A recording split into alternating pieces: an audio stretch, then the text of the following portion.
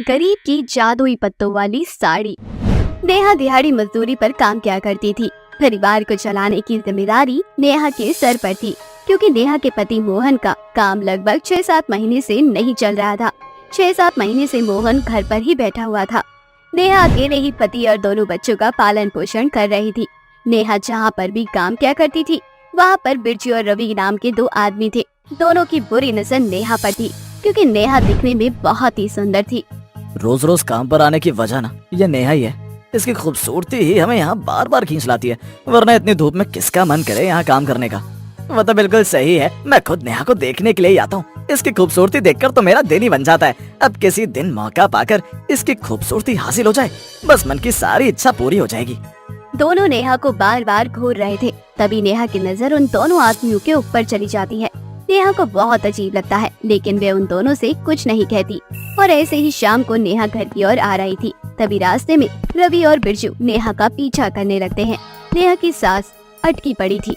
बेचारी भागते हुए अपने घर आ जाती है। नेहा को इस तरह हांफता हुआ देखकर उसका पति मोहन कहता है, क्या हुआ, कोई कुत्ता पीछे पड़ गया था क्या तुम्हारे, जो तुम इस तरह से भागते हुए आ रही हो? सब ठीक है ना?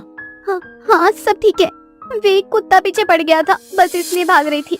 अब आप चिंता मत करो, कभी कभी ऐसा हो जाता है। तुम जितना उन कुत्तों से डरोगी ना, उतना वो कुत्ते तुम्हें काटने को दौड़ेंगे, इसलिए शांति से वहाँ खड़ी रहना था तुम्हें। आप बिल्कुल ठीक कह रहे हैं, जितना डरोगे ये उतना ही डराते रहेंगे। खैर अब मैं नहीं डरूंगी इन लोगों से।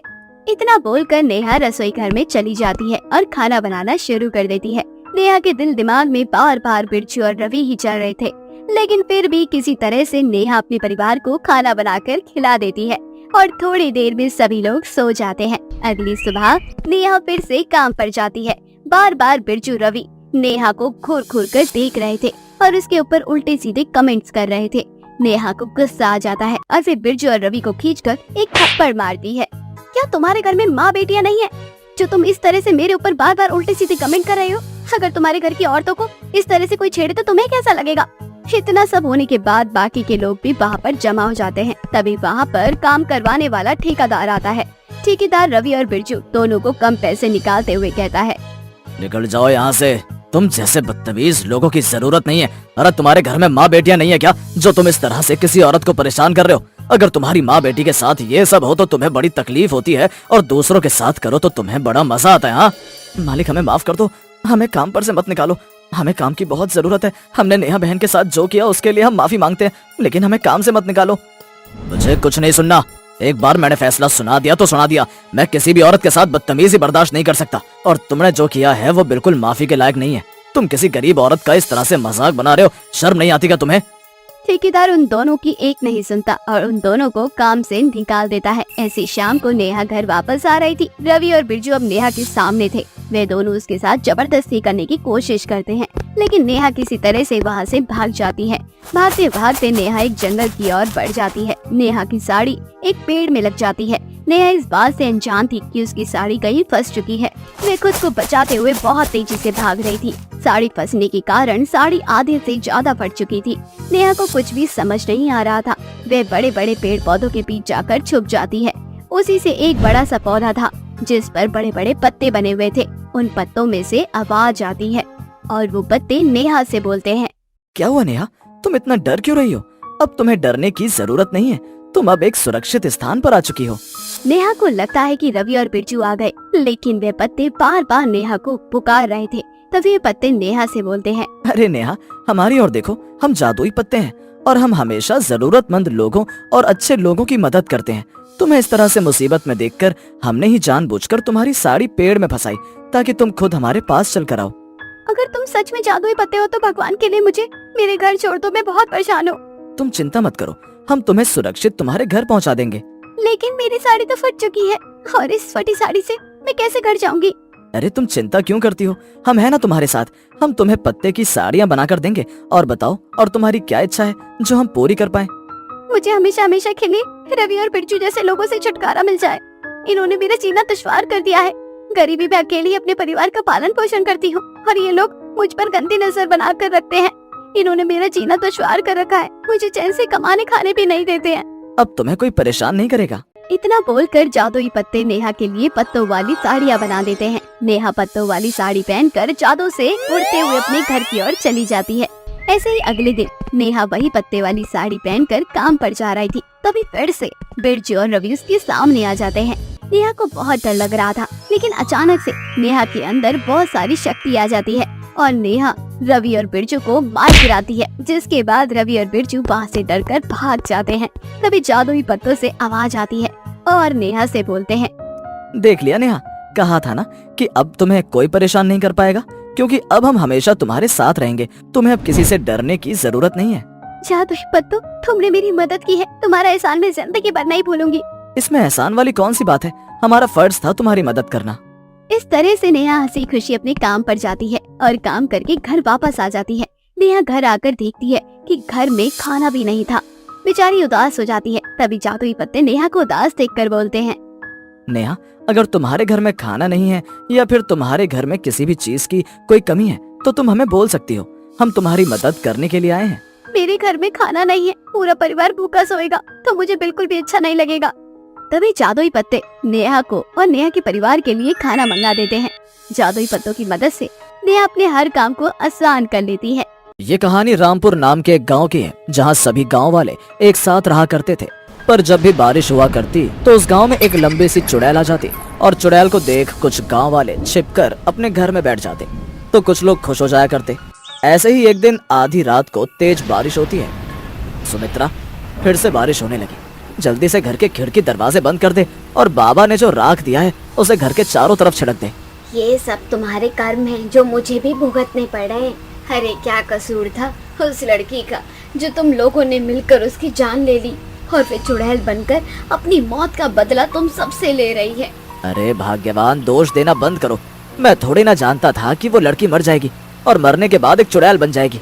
सारी गलती तो उसके ससुराल वालों की है। सारी गलती तो उसके ससुराल वालों की है, पर सजा तो हम गांव वाले भुगत रहे हैं ना। वे भी इसलिए क्योंकि तुम गांव वालों ने उनके ससुराल वालों का साथ दिया था। वे लोग तो आराम से अपने घर में बैठे हैं। आखिर उन्होंने पैसे फूंक कर अपना घर जो बनवा लिया। अब उस घर में कोई भी भूत चुड़ैल नहीं जा सकता, इसलिए वे चुड़ैल हमें मारती है। इतना बोलकर सुमित्रा बाबा की दी हुई राख अपने घर में छिड़कने ही वाली होती है कि तभी वो लंबी चुड़ैल अपने लंबे हाथ करके सुमित्रा के पति को बाहर निकाल देती है और उसे हवा में उड़ा देती है, जिसके बाद उस आदमी की लाश कहाँ जाकर गिरती है किसी भी गांव वालों को नहीं पता चलता और चुड़ैल हंसती हुई वहाँ से चली जाती है। इसी तरह से कुछ दिन बीत जाते हैं और एक दिन फिर से बारिश होती है और वो चुड़ैल फिर से वापस आती है। मैं आ चुकी हूँ। जो कोई भी मेरी मौत में शामिल था मैं उन सबको मार डालूंगी। मैं भी देखती हूँ आखिर तुम सब कब तक मुझसे बचते हो।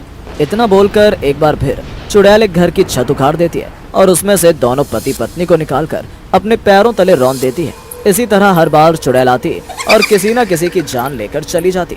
ऐसे ही एक दिन फिर से बारिश में चुड़ैल आती है और जब वो सपना के पति पर हाथ डालती है तो सपना उसके सामने अपने हाथ जोड़कर बैठ जाती है और उससे अपने पति की जान की भीख मांगती है। नहीं काजल, मेरे पति को छोड़ दो। मैं जानती हूँ मेरा पति भी शामिल था, पर वे तुम्हें मारना नहीं चाहता। इनकी मजबूरी थी क्योंकि हम गरीब हैं। अगर मेरा पति तुम्हारे ससुराल वालों का साथ नहीं देता तो वे लोग इन्हें मार देते। तो मैं तुम्हारी दोस्त हूँ ना, क्या तुम मुझसे मेरा सुहाग छीन लोगी? तू मुझे अपनी दोस्त कहती है तो तूने अपने पति से कहकर मेरी जान क्यों नहीं बचवाई? और अगर तू सच में कहती है कि मैं तेरे पति को छोड़ दूं, तो तू कुछ भी कर और मेरे ससुराल वालों को उस घर से बाहर निकाल, ताकि मैं उन सबको अपने हाथों से मार सकूं। मैं भी उन्हें ठीक उसी तरह मौत देना चाहती हूँ जो आज से 5 साल पहले उन लोगों ने मुझे दी थी। तू जानना चाहती है तेरी दोस्त की मौत कितनी बेदर्दी से हुई थी? अरे कलमुही, मेरे बेटे का एहसान मान। उसने तुझसे शादी कर ली, पर तू मुझसे और बर्दाश्त नहीं होती। खम्बे जैसी घर में घूमती रहती है। तेरी वजह से पूरा गांव मुझ पर हंसता है। माँ जी, अगर मैं खम्बे जैसी लंबी हूँ तो इसमें मेरी क्या गलती है? और वैसे भी अंकुश मुझसे प्यार करता था, इसलिए उसने मुझसे शादी की। काजल की ये बात सुनकर काजल की सास को बहुत गुस्सा आता है। जब भी काजल की सास या काजल की ननद बाहर जाते, गांव के कुछ लोग उसका मजाक बनाते। इसी तरह से समय बीतता है और समय के साथ काजल की सास काजल पर अत्याचार करने लगती है और एक दिन वो गांव के कुछ लोगों के साथ मिलकर अपनी बहू को मारने की साजिश रचती है। मेरा बेटा कुछ सालों के लिए विदेश गया है, मैं सोच रही हूँ कि आज इस कलमुही का काम ही खत्म कर देती हूँ। तेज बारिश भी हो रही है, भगवान भी मेरे साथ है। बस तुम सबको झूठ बोलकर उस गन्ने जैसी लंबोदरी को खेत में बुलाना होगा ताकि मैं उसे पानी में डुबा डुबा कर मार सकूं। ये तो गलत है। आप सिर्फ उस बेचारी को इसलिए मारना चाहती हैं क्योंकि वो बहुत लंबी है और आप उसे पसंद नहीं करती। ये तो गलत है। हाँ, तू मुझे सिखाएगा क्या सही क्या है गलत क्या है? भूल मत, तू मेरे पास काम करता है और मेरी वजह से तेरे घर में चूल्हा जलता है। अगर तूने मेरा साथ नहीं दिया तो मैं तुझे और तेरी बीवी को खत्म कर दूंगी। तुझे कुछ नहीं करना। वे कलमुही बस तेरी बात बहुत मानती है क्योंकि तेरी बीवी उसकी सहेली है, इसलिए तू उससे झूठ बोल कि तेरी बीवी ने उसे बुलाया है और उसे अपने खेत पर लेकर आ। बाकी का काम मैं और मेरी बेटी और मेरे आदमी कर लेंगे। सपना का पति न चाहते हुए भी काजल की सास की बात मान जाता है और उसे झूठ बोलकर खेत में ले जाता है। काफी तेज बारिश हो रही थी, खेत में पानी भर चुका था और काजल की सास काजल को पानी में धक्का दे देती है और तभी आसमान से बिजली टूटकर पानी में गिरती है और पल भर में ही काजल की मौत हो जाती है। अब तो ही बता कैसे ना मारूं मैं उन लोगों को जिन्होंने मुझे इतनी बेरहमी से मार दिया। आखिर मेरा क्या ही दोष था? यही कि मैं गांव में सबसे लंबी थी। अगर मैं लंबी थी तो इसमें मेरा क्या दोष था? काजल, सच में तेरे साथ बहुत बुरा हुआ है, पर मैं तेरी मौत का बदला लूंगी। मैं तेरे ससुराल वालों को यहाँ घसीट कर लाऊंगी तो उनसे अपनी मौत का बदला ले लेना। बस मेरे पति को छोड़ दे। मैं तेरे आगे हाथ जोड़ती हूँ, तुझसे विनती करती हूँ, मेरे पति को छोड़ दे। सपना चुड़ैल से वादा करती है कि वो उसकी मौत का बदला लेने में उसकी मदद करेगी, इसलिए चुड़ैल उसके पति को छोड़ देती है। अब सपना अगले दिन झूठ बोलकर उसकी सास और ननद को खेत में ले जाती है और तभी तेज बारिश होती है और चुड़ैल वहाँ आ जाती है।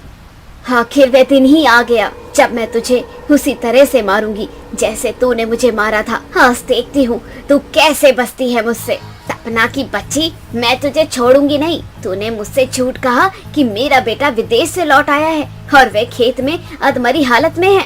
तूने मेरे साथ ये अच्छा नहीं किया। मैं तुझे और तेरे पति को नहीं छोड़ूंगी। और जो तूने किया वो सही था।